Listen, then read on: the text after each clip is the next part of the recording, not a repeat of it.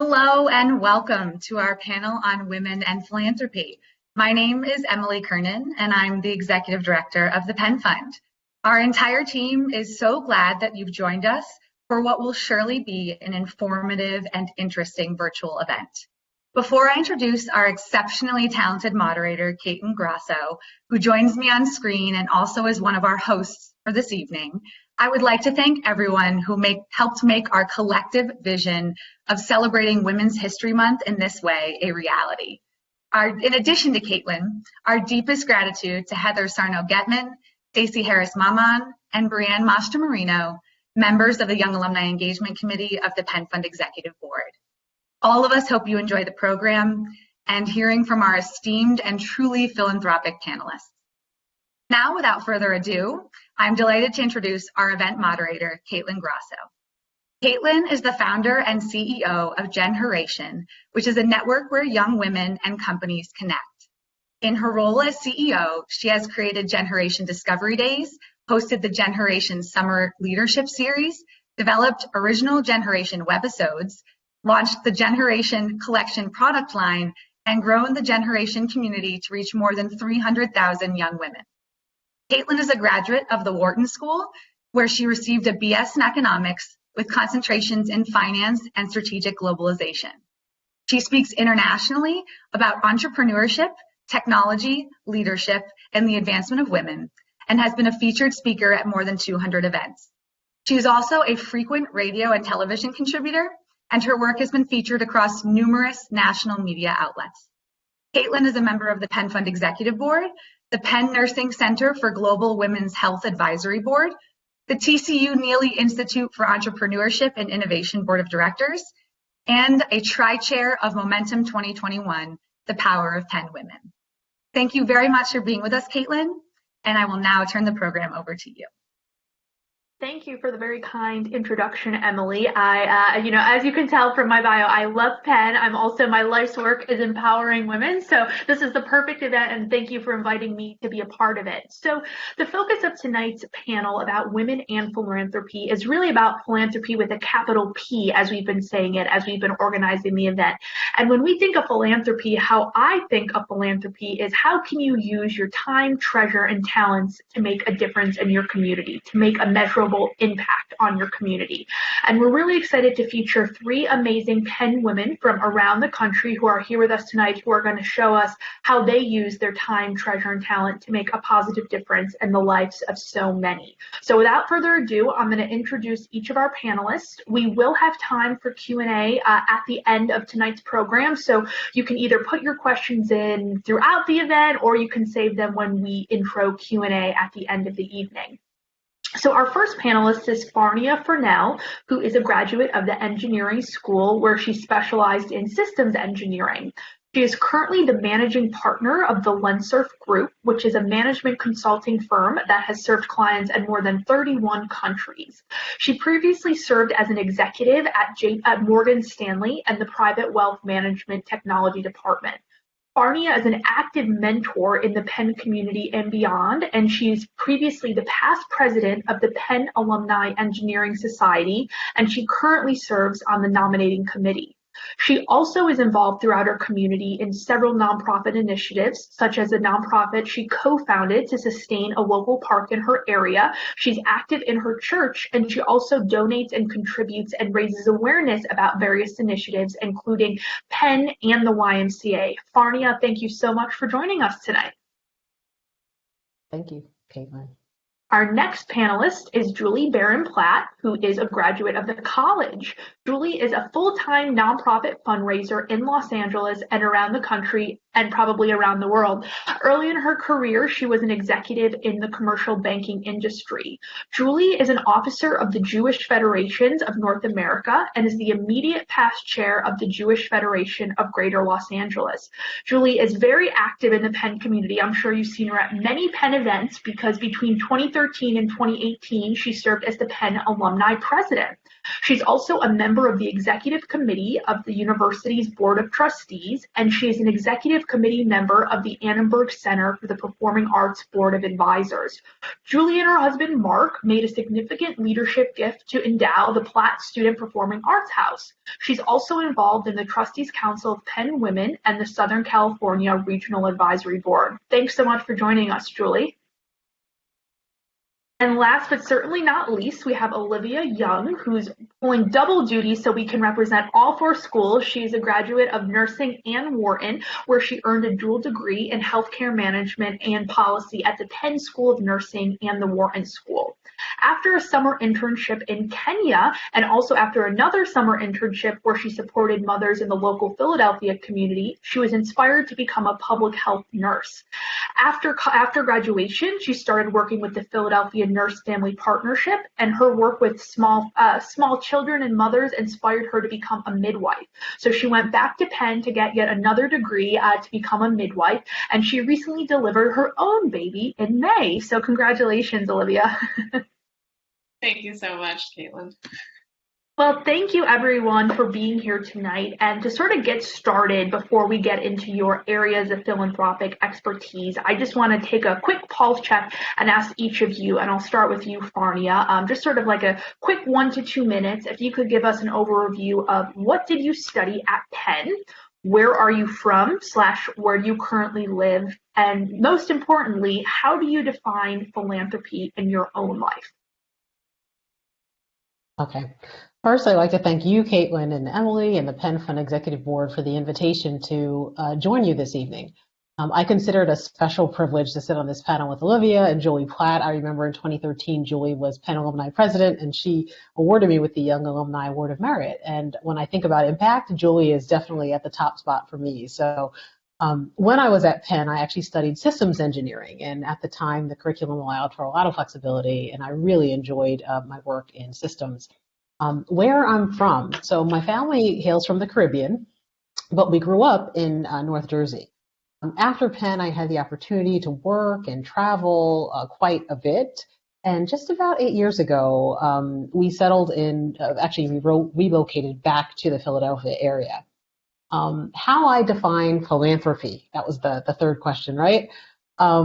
There's an adage that says, if you give a man a fish, you'll feed him for a day. And if you teach a man to fish, you'll kind of feed him for a lifetime.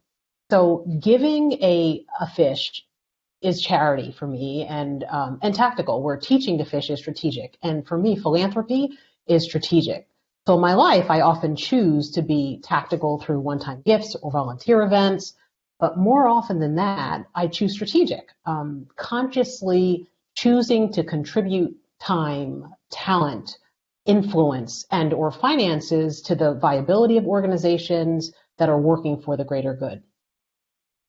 That's great. And I know we're going to get into it, but I know your engineering mind, when we were talking about this panel, you're very strategic and you think about how can we maximize our time and our impact. So I love that definition of philanthropy. Julie, what about you? What does philanthropy look like in your life? So for me, I would say it's a simple concept. And Caitlin, it is such a treat to be with you on this. I have watched you from the moment you were an undergrad till now. So to have you moderating this panel and also to get to meet you, Olivia and Farnia, is a treat. Thank you. You bet. For me, it is an opportunity to express gratitude. That is really what philanthropy is to me. I feel so blessed to be on the giving side of the world at the moment, and to be in a position to be able to give of my time, of my leadership abilities, and of my philanthropic dollars, I think is a blessing. So very much for me, it is a way to express my gratitude for all the wonderful things that have happened in my life, for my education, and for the opportunity to give. I am originally from Wichita, Kansas, and now live in Los Angeles, two very different experiences, which I know we'll talk about later. And I studied political science at Penn with a focus in international relations. I graduated at a time when the college was called the Faculty of Arts and Sciences. So I, in fact, had a degree from FAS in 79, but have become modern enough to say I'm a college graduate of 79. Thank you, Julie. And Olivia, so you had a very unique experience. I know the dual degree was still relatively new, a new concept when you graduated. So can you share a little bit about your experience and how you define philanthropy in your life? Much. And I agree with all of you that it's such an honor to be meeting all of you and also on this panel with you. So I feel like the small fish in here.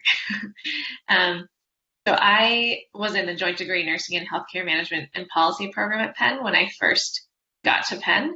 And basically, I received a bachelor's of science in nursing and a bachelor's of science in economics with a concentration in healthcare management and policy. And it was a lot to juggle between nursing and Wharton classes, but it was also in its own way fun at the same time. About also a couple of years ago, I also received my master's of science in the nurse midwifery and women's healthcare nurse practitioner program as well. And I originally hail from the Boston area, but ever since moving to Philadelphia for college, I've actually stayed in the Philadelphia area since then. So it's now been going on 16 years here. Wow. I would say that in terms of how I define philanthropy, oh yeah, how I define philanthropy in my life, I initially associated the word philanthropy as just monetary giving growing up, but I think I've really now come to define it as giving generously of yourself. I think it doesn't just apply to giving financially, but it also means giving through your actions, which can take very different forms. So I would say for me and for most of my life, philanthropy has actually really come in the form of volunteering and service, which has always taken up a lot of my time outside of work and outside of school as well in the past. And yeah, it's always been a large part of my life since childhood. Thank you. And Olivia, if you get any more degrees, we're going to have to give you 2 screens. So you're going to have to stop at 3 for right now. But before we, get into the meat of the conversation, we're going to do a few polls throughout the night. And our first poll question is going to pop up on your screens right now. And we just sort of want to do a little temperature check to see, where are you in your philanthropic journey? Are you just getting started? Do you consider yourself a pro? So I'm just going to give everyone about 15, 20 seconds if you could put your answer in the poll right on your screen.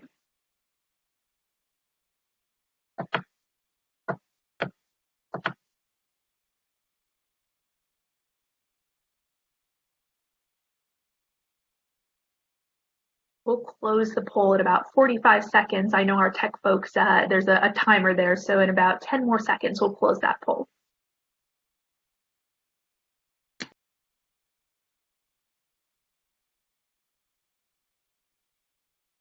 Okay, I think we can close that now.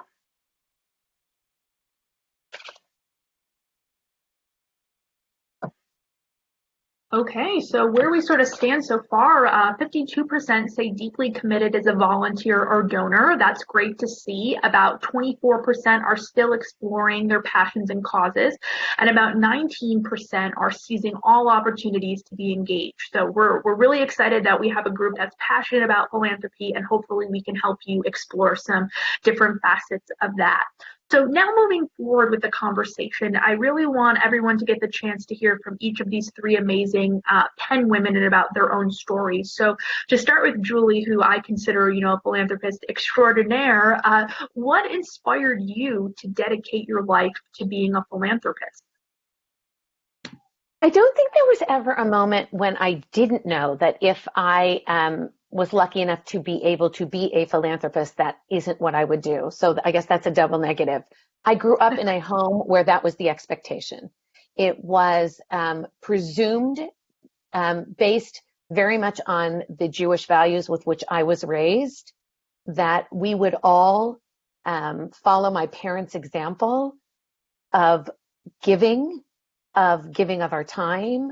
And it was only up to each of us to find the journey that would provide the right fit for our philanthropy and leadership, but not whether to do it or not. I began at Penn. I was very engaged in philanthropy as a student and have been my entire adult life. I think any one of you who is listening to this panel will agree with me. I am sure that I get back from it so much more than I give in the people that I've met in the experiences that I've had, because the commonality of people who choose to be philanthropic or to give of their time for the community are my kind of people. And to surround myself has been a gift to me far beyond any gift I could have given. No, that's great to sort of say, you get so much more. The impact is just as great as it is for the people that you support. And I know, Farnia, like Julie, you also started to dip your toe in philanthropy as a student, but you almost didn't realize it at first. It was just something you enjoyed doing. So can you tell us a little bit about how did your undergraduate experience ignite your passion for philanthropy?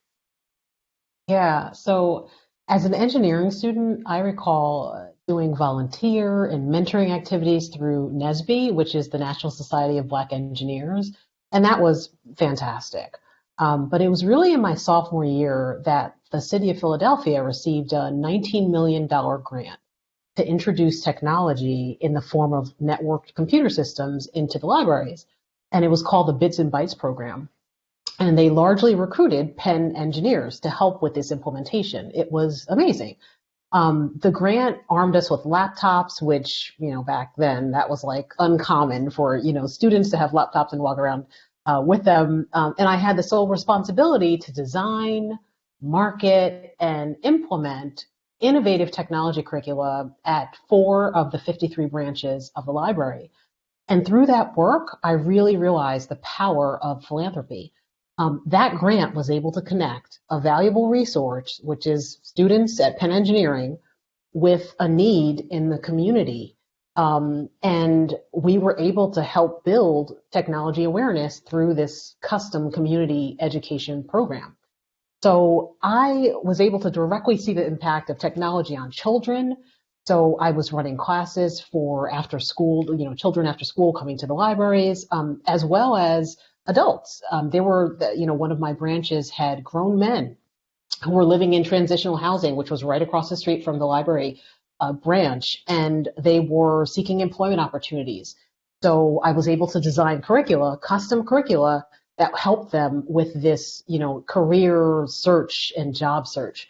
So I was really fortunate enough to continue doing that work, even a little bit post-graduation until I started my full-time work after graduation.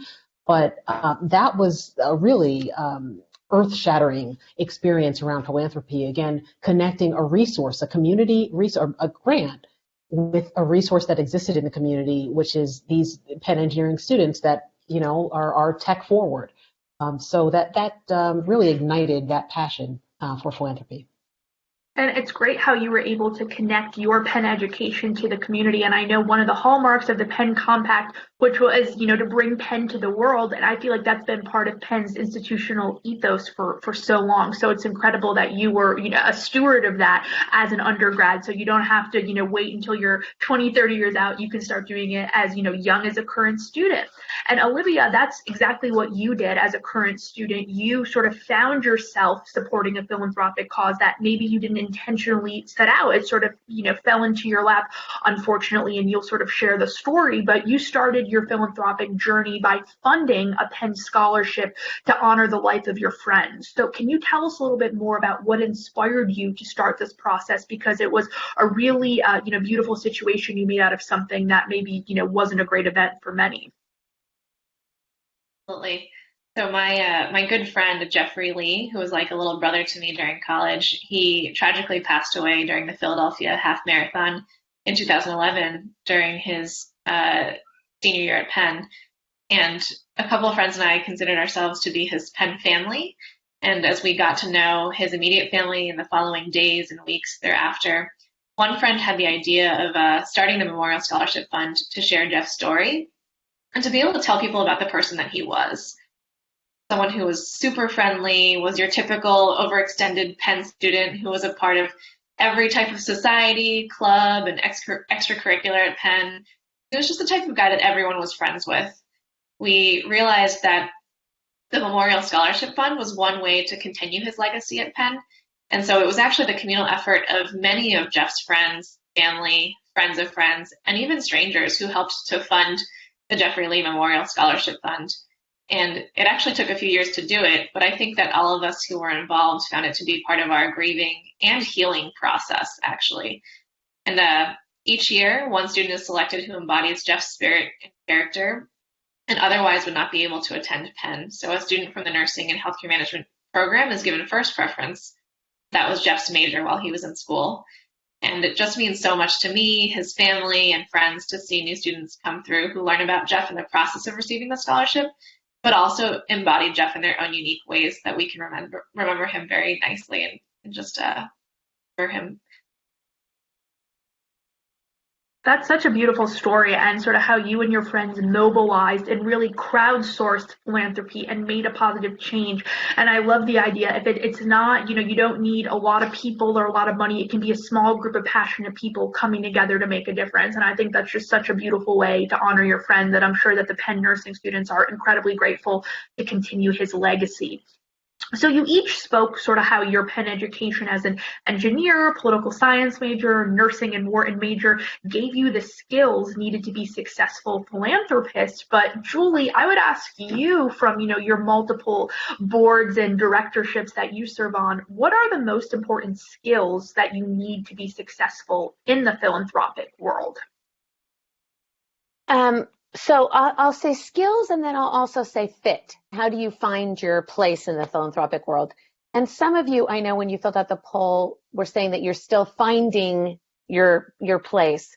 And I would simply encourage you, and I just don't want this panel to go by without saying, and if you don't find your fit on the first go round or the second go round, don't give up on philanthropy and of giving of yourselves, because you're Penn people, and I know you have so much to offer, but sometimes the fit doesn't match. You haven't found your passion, and you haven't found the place that makes the hours that are required to be on a board and to serve in a leadership position worth it. So keep at it. What do you need to do? You need to not be afraid to fundraise. No matter what board you're on, no matter what organization you're part of, you have to be pretty fearless in asking people to join you. And that's what's always made it so easy for me. I'm not asking anybody to do something I'm not doing myself. I'm simply asking them to join me. And a little fearlessness is very helpful. Public speaking is also pretty helpful, so that you can articulate your vision and articulate the mission of the organization that you feel passionately about. Everybody isn't born with it. So if you're not, avail yourself of someone that you do admire as a public speaker, or even take a course, because you want to communicate your passion to others so they will join you in what you find so meaningful. I'd say a couple other things. You got to be pretty organized. Work on that skill, because that will make all of this much easier to do. We're all multitasking in enormous ways, and the more organized you are, the better. And the other thing I will say is that each organization has its own balance of lay-pro relationships. Some are more weighted towards pro leadership, and some are more weighted towards lay leadership. But what's important is an openness and a communication and a trust between you and the professionals that you work with. I have often said that what's the most important to me is trust. I never want to be surprised as the chair of a board of an organization to arrive somewhere and find out something I didn't know going in. So the trust that you can establish in that lay-pro relationship will make the experience and the success of the organization all the better.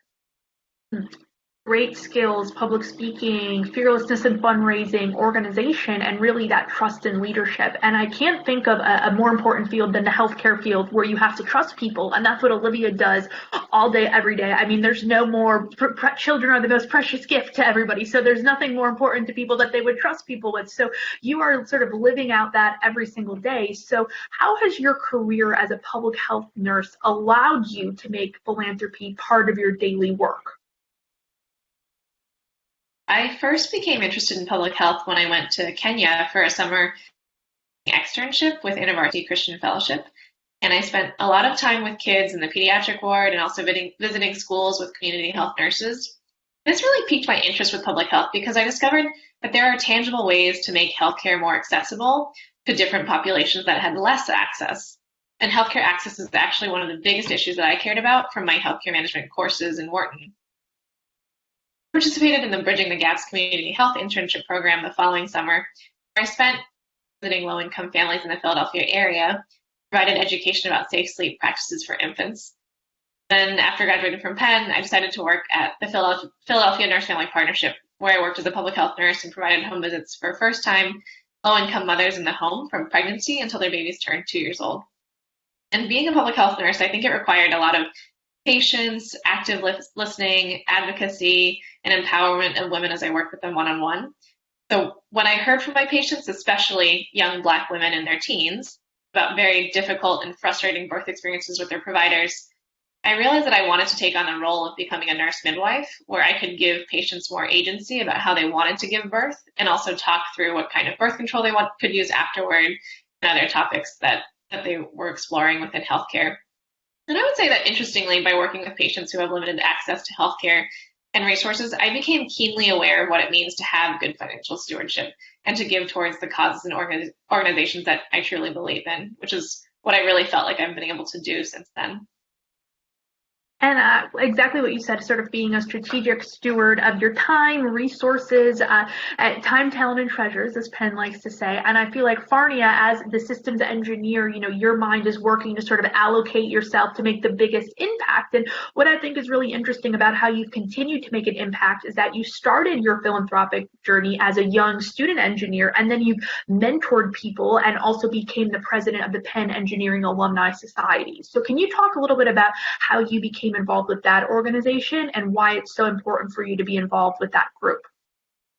Sure. So after I finished my MBA, I had a little bit more time to get involved with things that I really cared about. So one of the first things I did that year was volunteer to judge the annual engineering senior design competition for the Penn Engineering Alumni Society. And the president at that time, Tim Carlson, he invited me to a meeting afterwards, and within 5 years, I became president of the Engineering Alumni Society.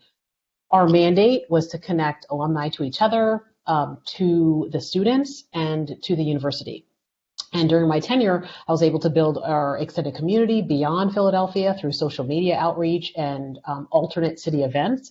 So at the time, the Engineering Alumni Society primarily met on campus, but recognizing that engineers are everywhere across the world, Penn engineers are everywhere across the world. So we were able to extend our reach beyond just Philadelphia.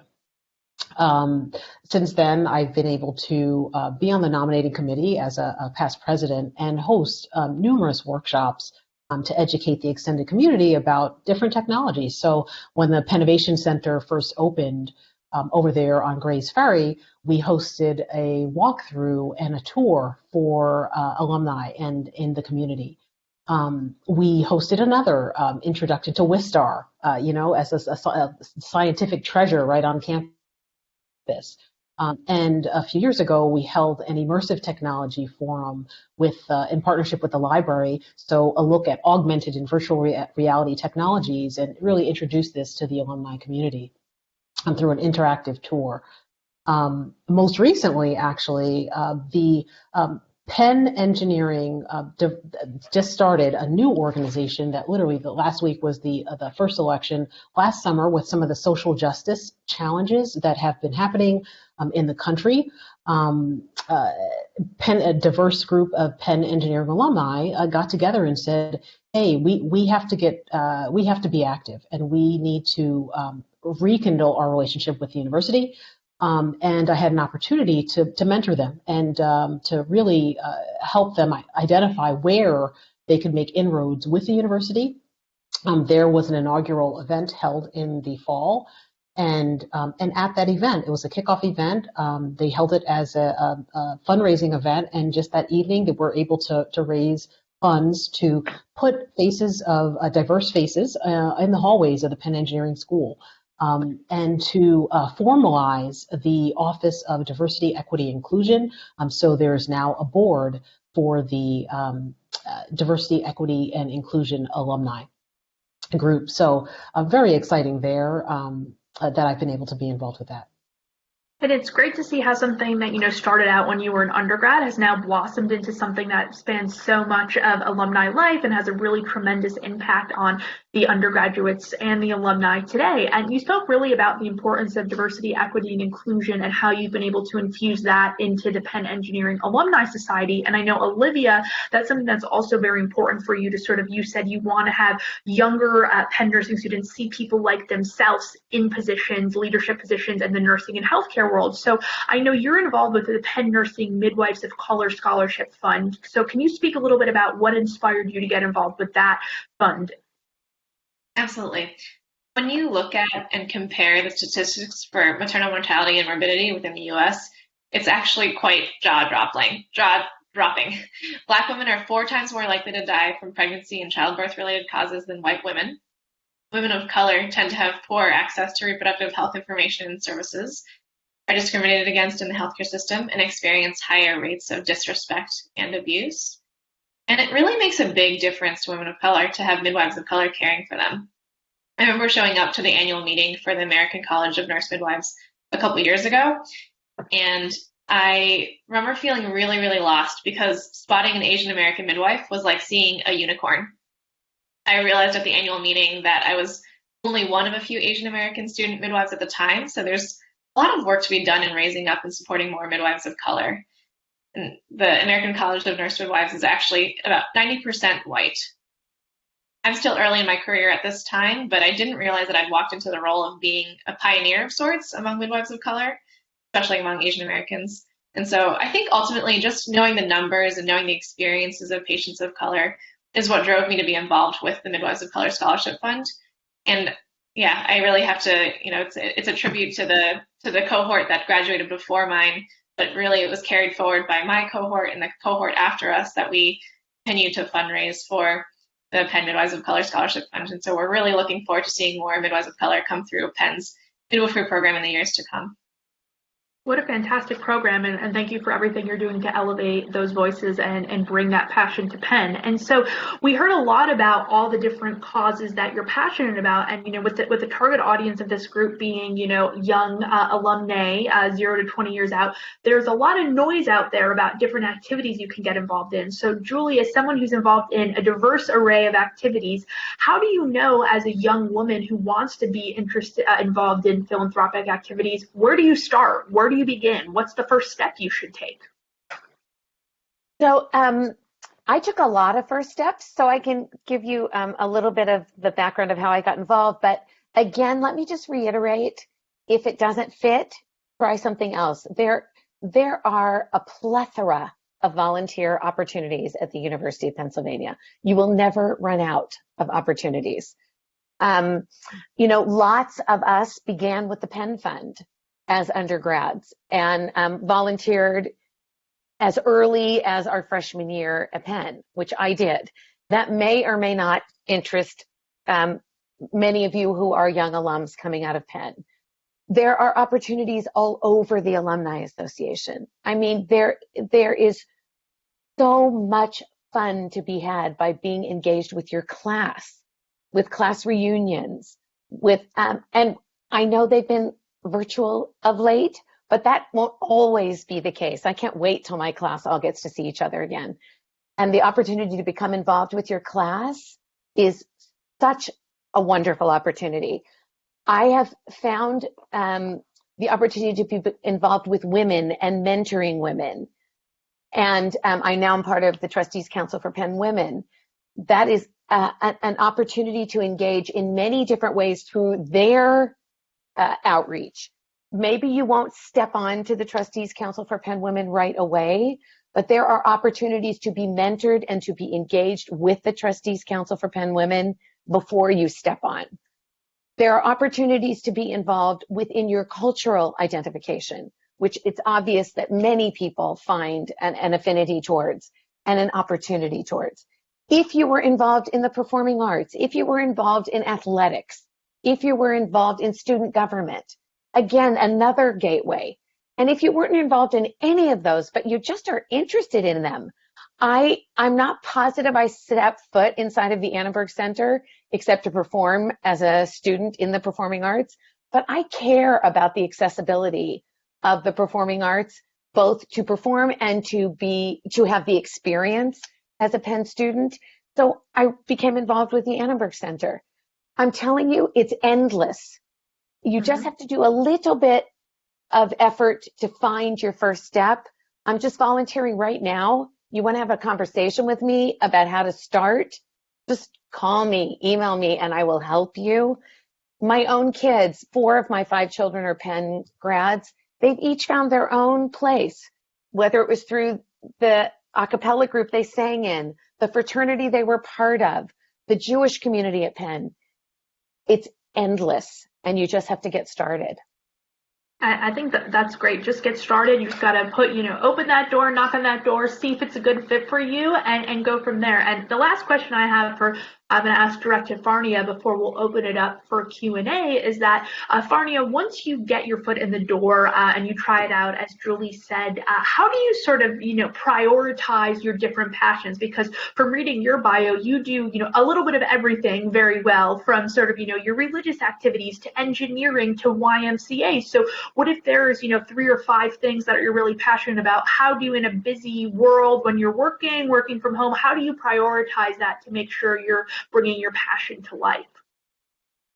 So I think there is a little bit of a misconception that when you're giving of your time, talent, influence, or finance, that it's a full-time role. And I just want to demystify that. So, right now we have women listening from the classes of 93 to 2021 and wondering, how to prioritize it. Like, how much time does this really take? And the answer is it takes as much time as you're willing to give. A lot of these causes, again, after you evaluate, as Julie shared, after you evaluate, hey, where do I exist and what are my interests and what do I want to get involved in? How much time do I actually have to give is how much you want to give. So every role does not require that you dedicate 10 hours a week, 15 hours a week, 15 hours a month. It might be 1 hour once a month. It might be 1 hour once a quarter. Every commitment is different and simply based on your willingness to give of that time. Again, you have the choice. Are you giving time, which for many of us is scarce, right? Like we don't have excess time. It's a depreciating asset, right? Are you giving your talent? Are you training someone so that they can continue to do something on your behalf? Are you simply evaluating where you are and recognizing you can make a difference, but you don't have time and you can connect 2 pieces so that they can become something bigger? If that's what you have to give, then you can give that. And that will be an enormous contribution, connecting 2 disparate resources.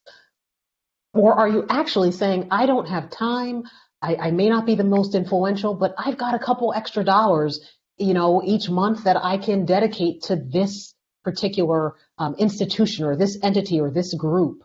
And if that's the case, the priority is just give something consistently.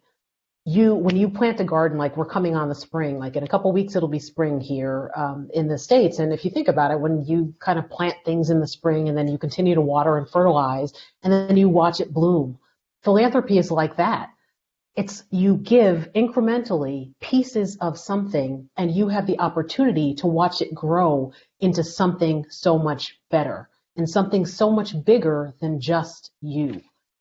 So the priority is your evaluation of what can I do? Again, time, talent, influence, finance. What can I do? And just do something. It doesn't have to be big. You don't have to change the world in a day, but give something consistently. Mm. Really great advice, and I love how you're connecting those dots. You're a systems engineer through and through. So thank you so much for that wonderful analogy to end on, Farnia. Before we get to Q&A, we're going to go into our second polling question to sort of get a little bit of insight. Now that you've heard from these incredible panelists, what areas are you interested in exploring further? So just sort of again want to take a pulse on where everybody is and where they might want to spend their time, talent, treasure, influence, and finance.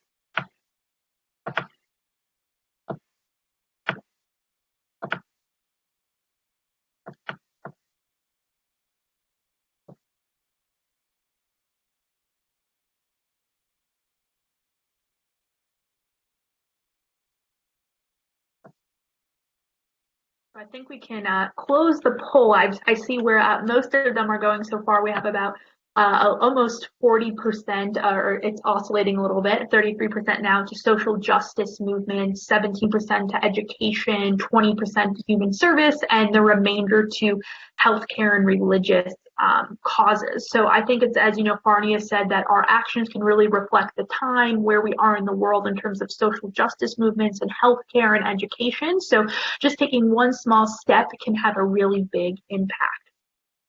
So now going over to questions. Our first question comes from Mandana, and shout out, I know Mandana's on the Momentum 2021 steering committee, which will be Penn's first virtual Penn alumnae conference, October 1st to the 3rd, 2021. I have to make a selfish plug as the tri-chair. So if you liked what you saw tonight, see us in October. Registration opens on June 1st. But Mandana says, I'm so inspired by all of you. Her first question is, what are the best ways to increase philanthropy, either for Penn, hurrah, or other passions, especially for those without significant funds or times? How do we create opportunities if we're already engaged? And I'm going to direct that question to Julie, since I know she wears many different hats for many organizations.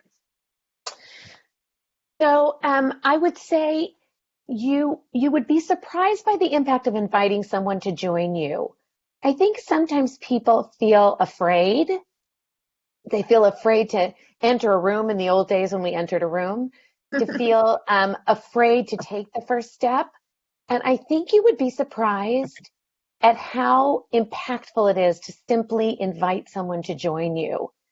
So I would say, first of all, one of the best ways you can create an opportunity for somebody is to ask them to come with you. It makes someone feel valued and needed and wanted. I would say also, the significant funds part, I'm not big on pay to play. So I hope you will find entry-level organizations that are as desirous of your time as your funds. I'm not naive enough, and particularly as a philanthropist, to say your funds becomes very important. But at the entry level, as you're getting your feet wet, I hope you will find places where you can enter with your heart and soul before your pocketbook. And the other thing I would say is setting an example. And I know that probably sounds like just a flippant response, but it has proven true to me a million times. Speak about what you're doing. Tell people about what you're doing. Be a conversation starter about what it feels like to give, be engaged, and be philanthropic. It sets an example for other people, and you may not feel the impact right away, but I promise you it will happen down the road. No, that's great. And I like how you mentioned about, not sort of having to pay to play with your funds early on, because as you know, if that's what it's going to require, then that's not a fit for you when you're first starting out. And that can become something as you grow and progress with the organization. I'm going to direct Mandana's second question to Olivia. Do you have a favorite philanthropic outcome to share? Because I know you did a lot of international work where you got to see the effects of your efforts firsthand. Sure. That's almost a little bit hard actually to answer, I think. I feel like I guess in terms of outcomes, suppose my favorite locally would be being able to see the Jeffrey Lee Memorial Scholarship Fund the outcome was being able to meet the student who was the first one to receive the scholarship fund. For her first year of study, and that was really incredible, just in the sense that we could see and meet this person who, and all of the work I think that kind of came to fruition, being able to meet her and see her in the flesh, and to also see her continue to grow in her Penn career was really neat to observe over the years. I think in terms of internationally, I guess I've been to Kenya twice now, and I think being able to meet with one of my teammates actually at the time, who was Kenyan, my husband and I ended up giving to him over the course of time, just towards his own ministry to his community, and I think being able to see how he is as a person of his community, and really, I think, grew in how he connected with people, but also how he served them, was really, really beautiful to watch. So, yeah. Yeah, I think that's great. Two ways you've gotten to see your vision come to life to honor your friend and also make a really profound impact on, someone you met in your prior work. So we have a prior question that came in from Brianne, which I think is very topical and relevant. And she says, how has COVID-19 affected your philanthropic efforts? And, I think we might argue that they're more important now than ever. So, I would love to sort of ask each of you briefly, sort of how has the pandemic affected how you dedicate your time, talent, and treasures? And we'll start with Farnia. So it's interesting that you asked that. I didn't think that this would necessarily come up, but just a few weeks ago, a friend, and not a close friend, but a friend from my time at the university passed away. I learned through the extended Penn community that he passed away, Greg Nesbitt. He didn't actually finish university with us, but more recently he just wrapped up at Wharton a few years ago and had a profound impact on the communications community. There he had a podcast and a show and had a huge impact on young people in Philadelphia. He was actually from Philadelphia. And it was amazing to watch the extended Penn community come together and begin to raise funds so that they could begin a scholarship in his name for students. And so in a very short period of time, again, this was just last month that this happened, they've been able to raise money and I've been able to contribute to that. And to see the community come together, he passed away due to COVID, was tremendous and quite inspiring. Thank you for sharing. Julie, what about you? How have all of your many efforts sort of been affected by COVID and how you spend your time with them? So I definitely would say I've never worked harder. I'm up till all hours of the night trying to really spend as much energy as I possibly can. I would say two things. One, it's really shown me the power of the organizations in which I am a part, or the lack of power. This was a moment to see the flexibility, the nimble, the quick response, the strength of the leadership to respond, because you couldn't wait. There was no hesitating here. You had to respond quickly and helpfully. So I think I learned a tremendous amount about the organizations in which I give my time, about the strength of their leadership. You really need to be organized, thoughtful, be able to pivot quickly, be able to think strategically, and to be able to be financially nimble in this time. So I would say it's taught me a lot about the organizations. It's taken more energy than I've ever seen before. And I would say that for every organization, including Penn and everything I care about, everyone has stretched in their giving in ways that one can only dream of people doing. And you hope that the people who you share philanthropy with will rise to the occasion. And I believe the Penn community and the communities in which I spend my time in the Jewish nonprofit world have gone above and beyond to respond. And Olivia, I know I'm going to actually direct the next question because we just had about 3 questions roll in. So I want to make sure we get to them in the next 10 minutes. But Virginia asks, hi, everyone. Thank you all so much for taking the time tonight. If you could travel back to the time, in time, sorry, it got bumped out here. If you could travel back in time to the earliest parts of your philanthropic journey and tell yourself one thing, what would it be? I think I would tell myself that it's okay that there are seasons where maybe you're going to be giving more of yourself in terms of your time. And there might be some seasons where you're going to be giving more of yourself financially because you have very little time. I think, in this last year of having had a baby, she's 9 months now. I think it's been I've had less time, I should say. I've definitely had less time because of having to spend more time with her, and also with going back to work.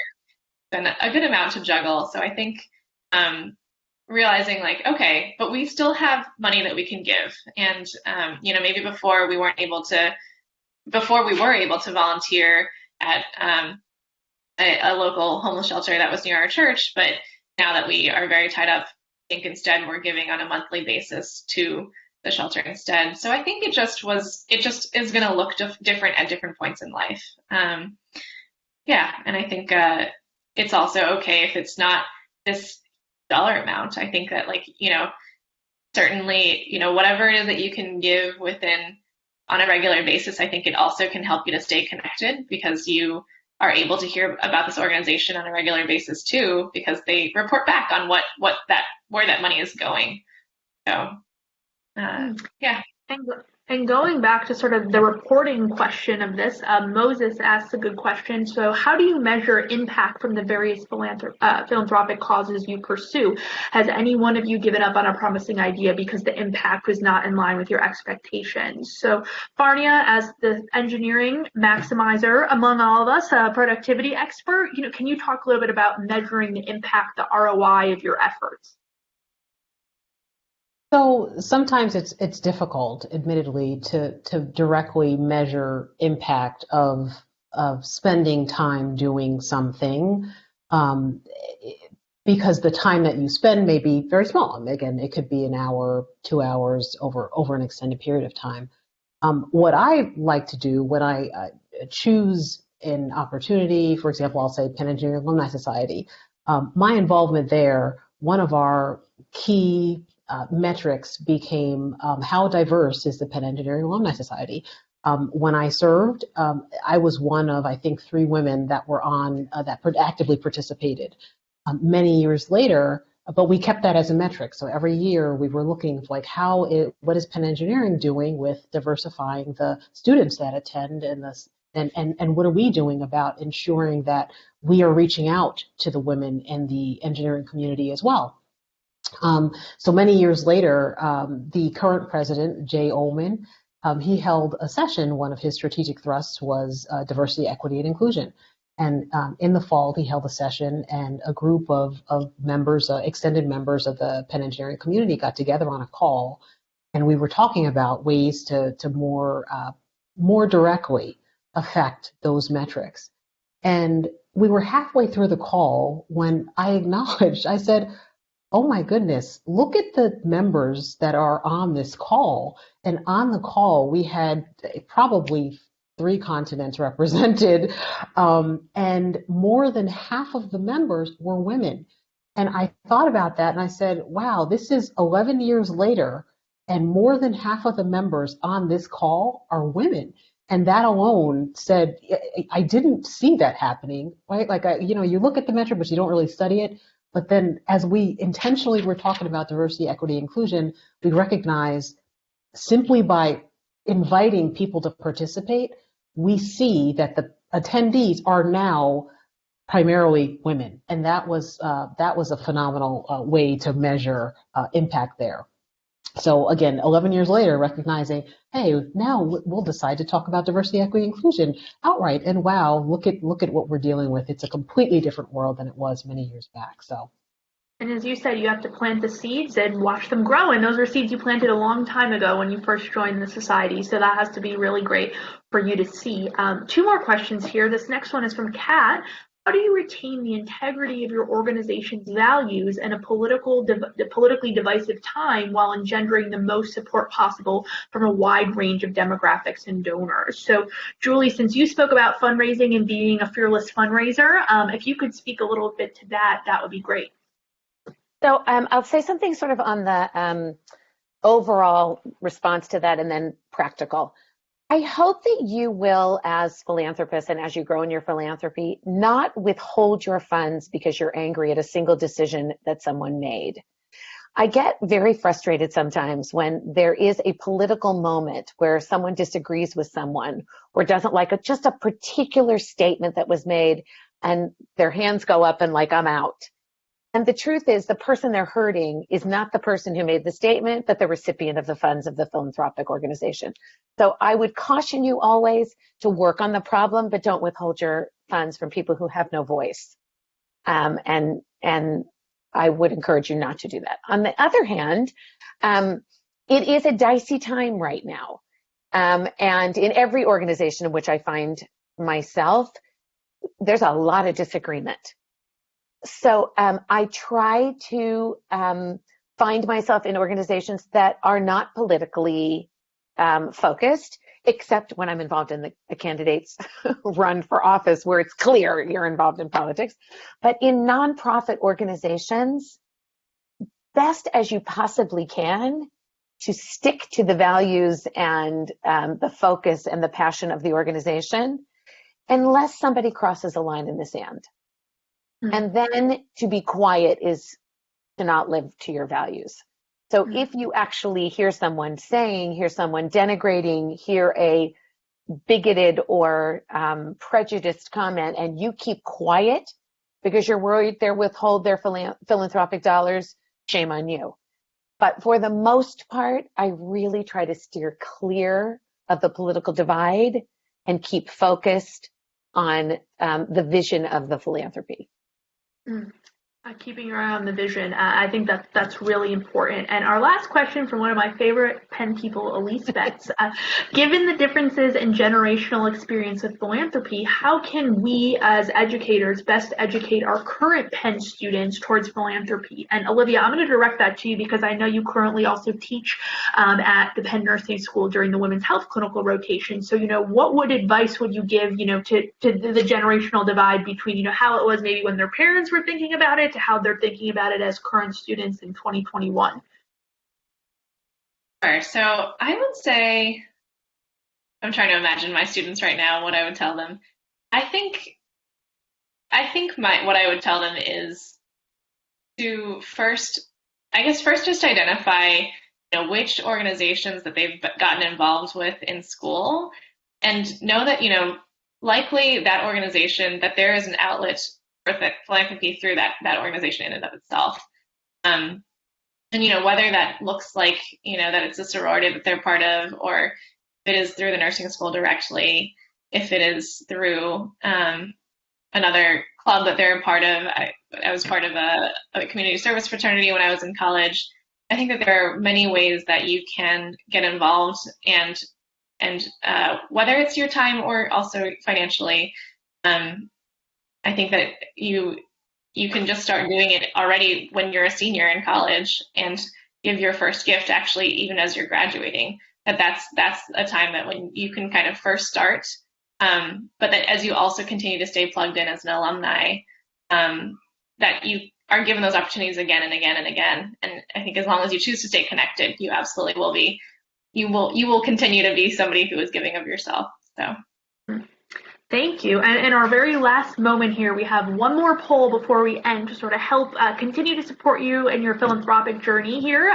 So now, given everything you've learned and been inspired by the panelists tonight, what could be more helpful in the next stages of your philanthropic journey? So is it, meeting with people at Penn, having more programs like this, sending out emails with different resources? So if you could fill that out, we'll just leave that open for about 30 more seconds. And while we're doing that, I would just like to say a big thank you to Olivia, Farnia, and Julie. Thank you so much for sharing your time, talent, and treasures with us this evening. We really appreciate it. Thank you for everything you do for Penn and for your communities. And I would just like to thank everybody for tuning in tonight. We hope that Penn will be one of the places that you choose to spend some of your time, talent, and treasures in person, virtually, whatever that might look like in the next year. And it looks like the poll is saying just that, all the above, more events like this, talking with the Penn Fund staff. So please, the Penn Fund will be in touch with a follow-up email. And if you have any questions,